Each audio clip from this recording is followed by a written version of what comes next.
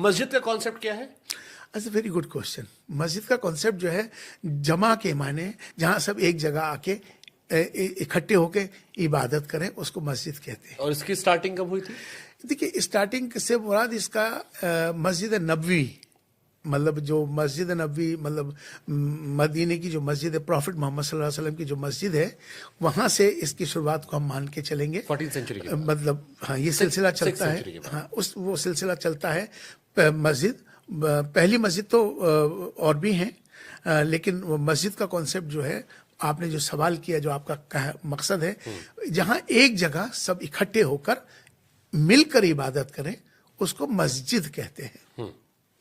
नमाज एक होता है जामा मस्जिद जी। हमारे यहाँ 5 टाइम के नमाज का कॉन्सेप्ट है। तो ये मस्जिद का, जामा मस्जिद का, ईदगाह का एक कॉन्सेप्ट है। 5 टाइम जब हम अपने मोहल्ले की मस्जिद में नमाज पढ़ते हैं, तो मस्जिद से मतलब कनेक्ट रहो। कनेक्ट का मतलब एक रहो, एक का मतलब एक दूसरे का ख्याल रखो। एरिया वाइज 5 वक्त की नमाज पढ़ते हैं, तो हम एक दूसरे से मिलते हैं 5 वक्त नमाज में, मस्जिद में। एक दूसरे से रिश्ता बनता है, रिश्तेदारियां बनती हैं।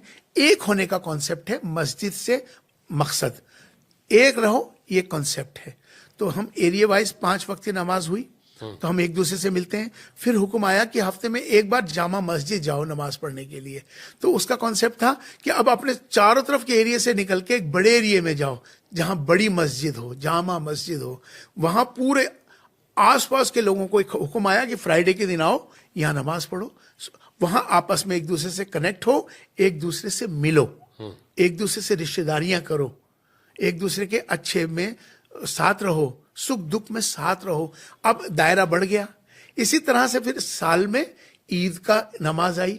अब वो जामा मस्जिद को छोड़कर अब आया कि सारे इलाके के लोग एक जगह इकट्ठे हों ईद की नमाज के लिए। ईदगाह में वहां जाएं, सब इकट्ठे होकर नमाज पढ़ें।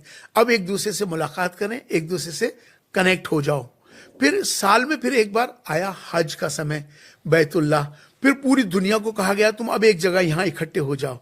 तो ये मोहल्ले से स्टार्ट होते होते ये पूरा एंड तक जाता है, सारी दुनिया के लोगों को एक करने के लिए। बेसिकली एक रहो, मिल के रहो। ब्यूटीफुल कॉन्सेप्ट के लोगों को कैसे मिला के रखो, अब मिल के रहना है, कनेक्ट रहना। इसी तरह हमारे यहाँ एक बर्तन में, एक बड़ा तश्तरी में खाना खाते हैं सब मिलके। क्यों खाते हैं?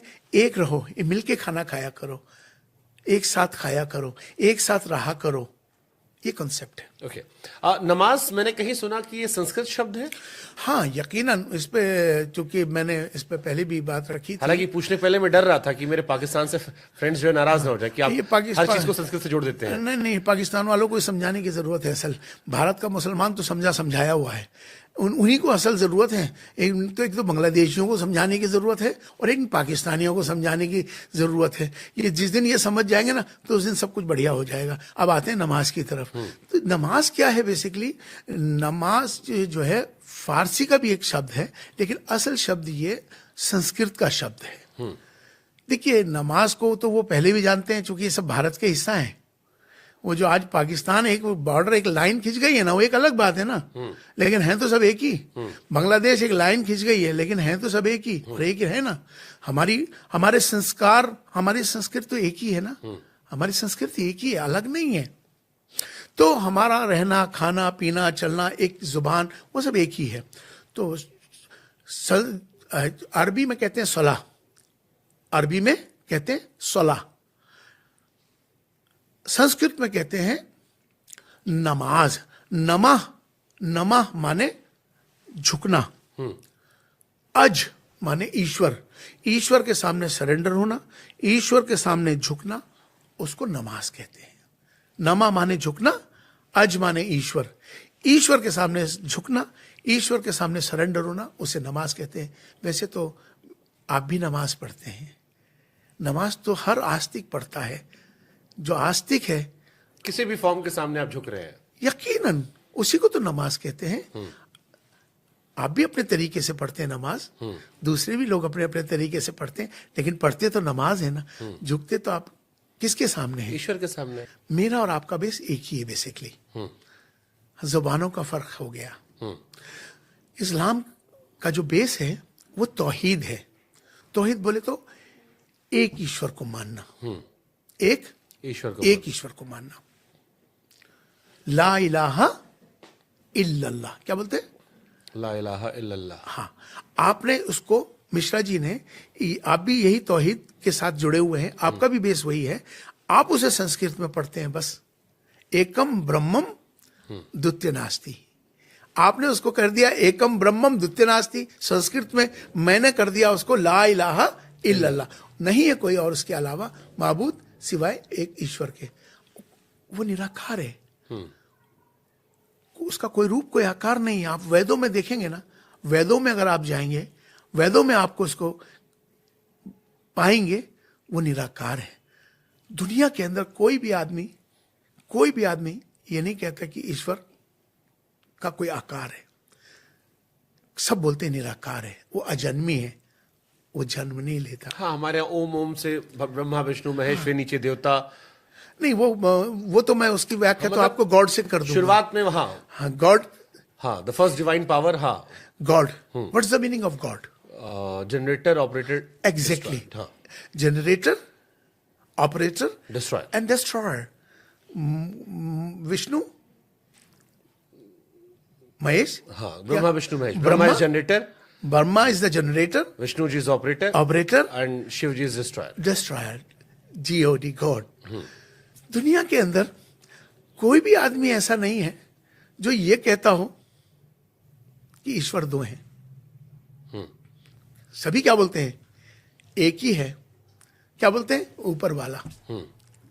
दुनिया में कोई नहीं कहता नीचे वाला, हर आदमी बोलेगा ऊपर वाला और बोलेगा एक ही है। सभी बोलते हैं, लेकिन कॉन्फ्लिक्ट है। मैं भी कह रहा हूं एक है, आप भी कह रहे हैं एक है, वो भी कह रहा है एक है, सब कह रहे हैं एक है। कॉन्फ्लिक्ट कहां आ गया? कॉन्फ्लिक्ट है जो मेरा वाला है ना, वो सही है। ये कॉन्फ्लिक्ट है हमारे अंदर ना, इस ज्ञान की कमी है। हमें समझना चाहिए जब ईश्वर एक है, उसके अलग अलग नाम हैं। उसको कुरान के अंदर अल्लाह भी कहा गया, उसको रब भी कहा गया, रब है वो, रब्बुल आलमीन। उसको खुदा भी कहा गया। उसको अलग अलग नामों से जानते हैं, लेकिन है कौन? वो तो एक ही है। हम लोगों ने मैं अक्सर एक बात कहता हूं कि हमारी सबकी जातियां जरूर अलग हो सकती हैं, हमारे पूजा पद्धति सबकी जरूर अलग हो सकती है, इबादत करने के तरीके जरूर हमारे सबके अलग हो सकते हैं, लेकिन हमारा जो सबसे बड़ा जो धर्म है, इंसान और इंसानियत है। हमें उस पर काम करना चाहिए। मैं सबसे पहले एक अच्छा इंसान बनूंगा, सबसे पहले मुझे सबसे अच्छा इंसान बनना है।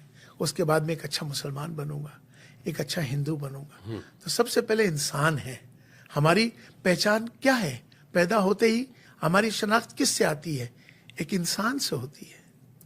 एक इंसान, उसका इंसानियत, उसका एक जो करेक्टर है, उसे हमें निभाना चाहिए। और उसका जो करेक्टर है, इंसानियत, वो क्या कहता है? एक इंसान है, उसका एक धर्म है, एक आचरण है, एक करेक्टर है, इंसानियत। तो इस्लाम की नजर में सही इंसान कौन है? इस्लाम की निगाह में नहीं, हर धर्म के, आप जनरल बात करिए। सही इंसान अच्छा इंसान कौन होता है? अच्छा इंसान जो अच्छे कर्म करता है, अच्छा इंसान वो है। जो दूसरों की भलाई करता है, वो अच्छा इंसान होता है। जो दूसरों के लिए अच्छा भाव रखता है, अच्छा बात करता है, लोगों की भलाई करे, गुनाह से बचता है, पाक रहता है, बुराइयों से दूर रहता है, दूसरों की मदद करता है, करुणा जिसके अंदर हो, दया जिसके अंदर हो, माफ करने का करेक्टर जिसके अंदर हो, वो अच्छा इंसान होता है।